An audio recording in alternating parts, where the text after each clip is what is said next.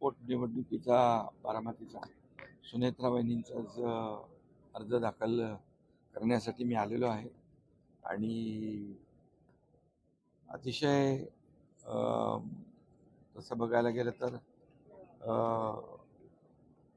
अजितदादांच्या दुःखद निधनामुळे ही वेळ पोटनिवडणुकीची या ठिकाणी आलेली आहे. पण दुर्दैवी घटना झाली आहे. सुनेत्रा वहिनी आता काम करत आहेत राज्याच्या उपमुख्यमंत्री म्हणून, एक महिला उपमुख्यमंत्री म्हणून पहिल्यांदा त्या उपमुख्यमंत्री पदाचा कामकाज कारभार सांभाळत आहेत आणि पोटनिवडणुकीमध्ये देखील त्या विजयी होतील अशा प्रकारचा विश्वास या ठिकाणी व्यक्त करतो. कारण अजितदादांनी केलेलं काम या भागामध्ये सर्वश्रुत आहे, या भागाचा केलेला विकास सर्वश्रुत आहे. त्यामुळे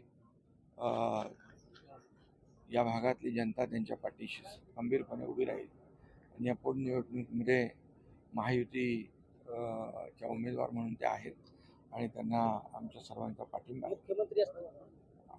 आणि अशा जेव्हा घटना घडतात, आकस्मिक विद्यमान आमदाराचं दुःखद निधन होतं, त्यावेळेस एक आपली महाराष्ट्राची एक प्रथा परंपरा आहे की ही निवडणूक बिनविरोध व्हावी म्हणून इतरही लोकांना, मी इतरही पक्षाच्या लोकांनाही आवाहन करतो की ही निवडणूक बिनविरोध करून महाराष्ट्राची परंपरा आपण